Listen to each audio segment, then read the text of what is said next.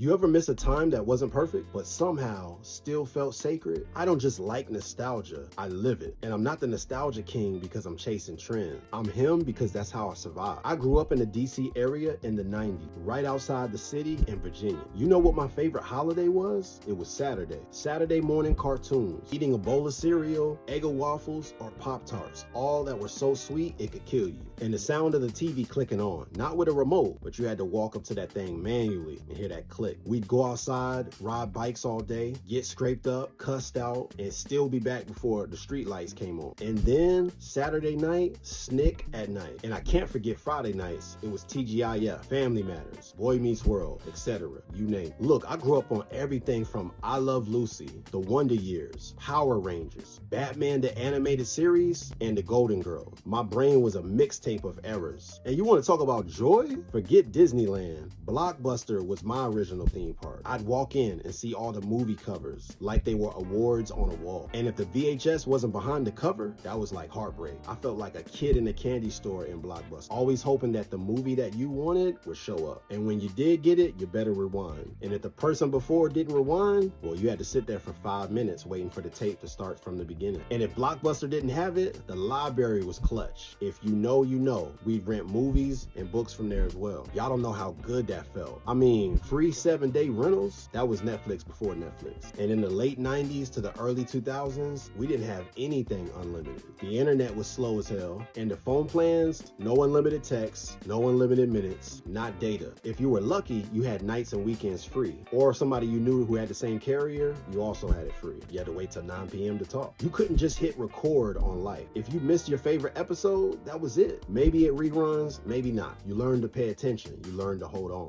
And look, I lost my friend Jerry in middle school. Talked to him one day, gone the next. Died from pneumonia. And I didn't cry. Not because I didn't care, but because the pain just didn't make sense yet. And years later, I'm a grown man, sitting alone. And that's when the tears came. And truth be told, I've been to more funerals than birthday parties. It don't even make sense. My grandfather died when I was 21, and I didn't cry till like 6 months later. Because sometimes your soul is simply buffering. Sometimes the grief don't hit until the memory is clear. Have you ever tried to hold space for somebody that you lost? To remember every laugh, every voice, every detail, while also trying to leave space for new memories. Trying to build a brand, show up for people, be creative, while carrying ghosts in your chest. That's what nostalgia is to me. It ain't just reruns and theme songs. It's emotional multitask. Look, growing up, I remember waking up to the smell of my mom's 7-Up pound cake. Carrot cake with homemade cream cheese frost. Chocolate chip cookies straight out the oven. Super soft and